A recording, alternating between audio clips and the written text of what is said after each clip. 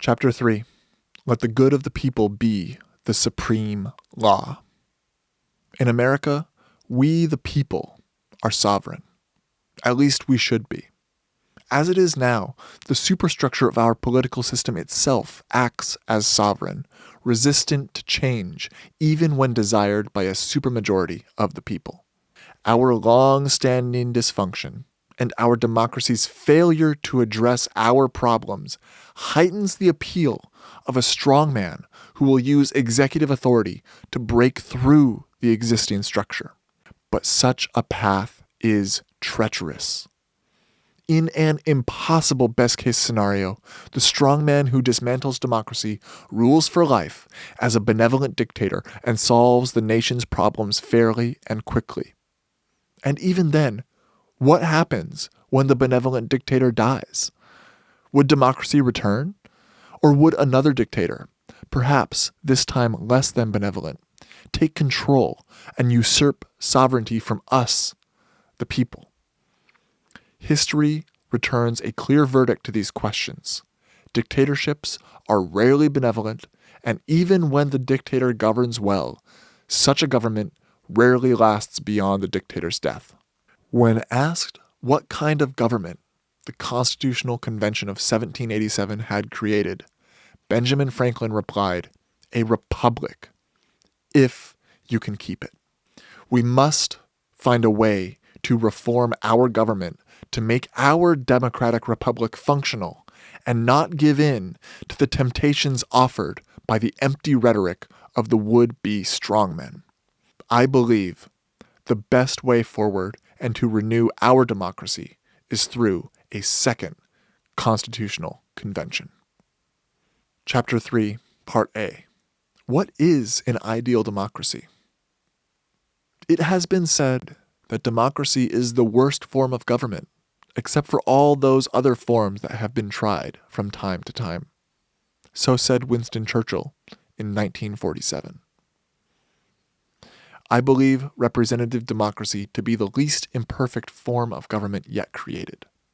No form of government can be perfect because every political system ultimately relies on the independent and collective wills of human political actors with their human virtues and flaws.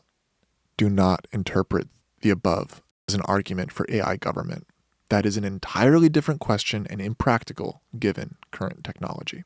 Democratic government has been historically defined by political scientists as a government in which A, the executive is directly or indirectly elected in popular elections and is responsible either directly or indirectly to voters or a legislature. B, the legislature is chosen in free and fair elections.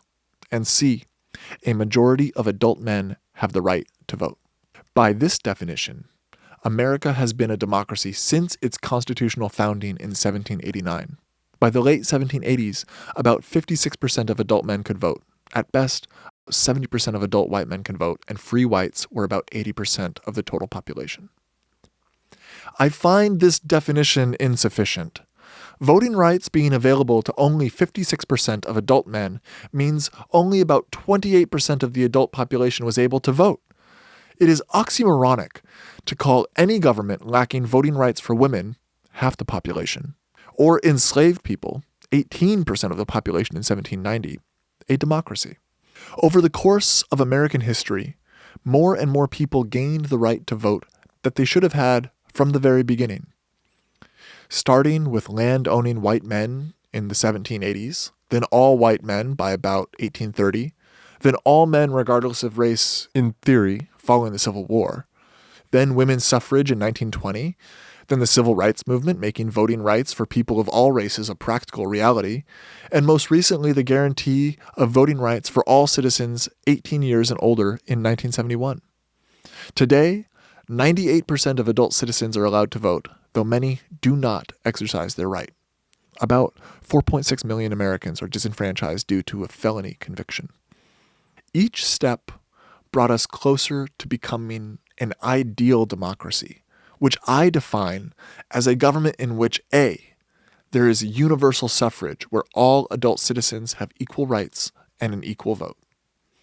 B, all citizens are equally represented in the legislature, chosen in free and fair elections. And C, the executive is directly elected by all citizens. That's a presidential system, or indirectly chosen by the elected legislature, a parliamentary system. But wait, isn't the United States a republic, a system of government in which citizens elect representatives to run the government? Yes, indeed. The United States is a democratic republic. That is the etymology of the Democratic Republican Party of the early 1800s and the Democratic and Republican parties of today. For the originalists out there, back in those days, the words themselves, Democratic and Republican, were used interchangeably. Semantics aside, why did American democracy start out so undemocratic? Perhaps the biggest reason is that the US is one of the oldest democracies in the world. The framers designed our democracy based on the political theory of the 18th century, before the existence of modern democracy. As great as the achievement of inventing modern democracy was, it is because of how the framers wrote our Constitution back then that we have a dysfunctional two-party system today. Political theory has advanced considerably in the last 250 years. Now, there are dozens of examples of democratic governance. In the best cases, countries structure their democracies based on the knowledge of how political parties and voting systems work in practice, and to correct for specific defects in their prior systems. For example, Germany and New Zealand both use a form of proportional representation to elect their legislative representatives. Germany's current constitution was established in 1949 after being approved by the Allied powers, including the United States. Designed to make impossible the rise of an autocratic state, Germany's new constitution instituted a parliamentary democracy. Article 21 of Germany's constitution recognized political parties as integral to the functioning of the government and denotes minimum requirements for party behavior, such as to not seek to undermine or abolish the free democratic basic order. Since 1953, German voters have voted for their preferred candidate to represent their district and, in a separate and simultaneous vote, voted for the political party which they prefer to form the government. The result of this system is that, since 2021, Germany has been governed by a center-left coalition of three parties: the Social Democratic Party, the Greens, and the Free Democratic Party. The Social Democrats are the largest party, with 206 seats, or 28% of the 736-member Bundestag. The center-right Christian Democratic Party is the second largest party, with 197 seats, 27%, and is the primary opposition party. Under Angela Merkel's leadership from 2005 to 2021, the CDU was the primary governing party. The CDU was often in coalition with the SDP. Together, they governed from the center. The opposition, in turn, was comprised of smaller parties to both the right and left. Alternative for Germany, a xenophobic and climate-denying right-wing party, and the left, an anti-capitalist party, are the two smallest parties with representation in the Bundestag. The opposition parties in Germany are not united. Each opposition party has its own criticisms of the governing coalition. In total, German voters are currently represented by 6 parties, each with different and overlapping ideologies and policy prescriptions. Until 1993, New Zealand's electoral system was similar to the United States. Each member of the legislature was elected by winning the most votes in a single-member district, also called a first-past-the-post system. The result of this system was two-party domination by the Labour and National parties. In 1984, for example, third parties won a combined 20% of the vote, yet won just 2 seats out of 95. New Zealand voters were fed up and demanded a new electoral system, and eventually implemented mixed-member proportional representation. Voters vote once for their preferred local representative and a second time for their preferred political party. The result of this system is that third parties are now a regular part of the New Zealand government. The Labour and National parties remain the dominant political parties in New Zealand, but often neither party wins an outright majority, meaning that a coalition is necessary to create a governing majority. For example, following the 2005 election in which the Labour Party and National Party each received 40% of the vote, the Labour Party formed a governing coalition with support from the Progressives, the Greens, the New Zealand First Party, and United Future. In the November 2023 election, the National Party won 49 seats, or 40% of parliament.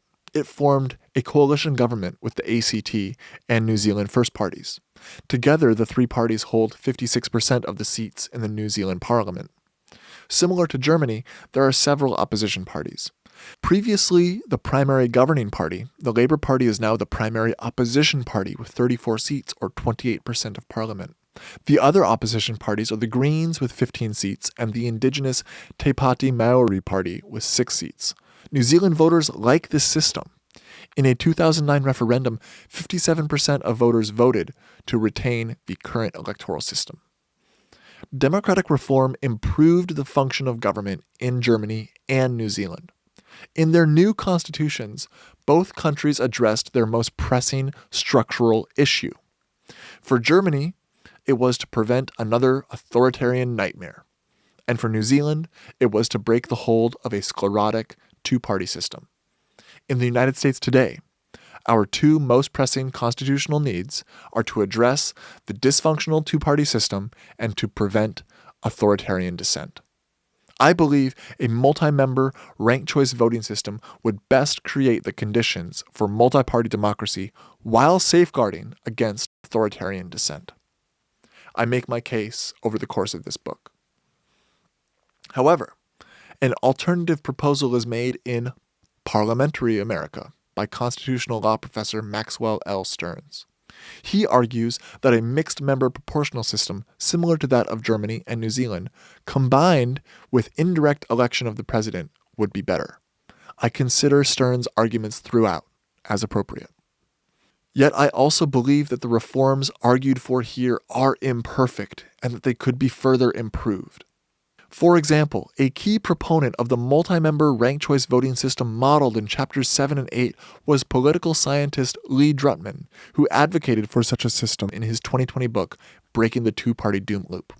But in September 2023, Drutman published an essay explaining that his views had changed and that he now favors a fusion or open list proportional representation voting system.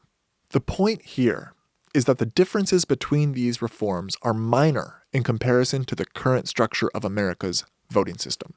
From Stearns' mixed-member proportional parliamentary system to my multi-member ranked choice voting system modeled after Drutman's 2020 book, to the open list system that Drutman now prefers, any of them would be preferable to our status quo. While I attempt in this book to make the strongest possible argument in favor of multi-member ranked choice voting, I remain open to being convinced of the merits of another system. Thank you for watching. Please like and subscribe and share with a friend to help grow the movement for real American democracy. I'm always open to feedback, so leave a comment below.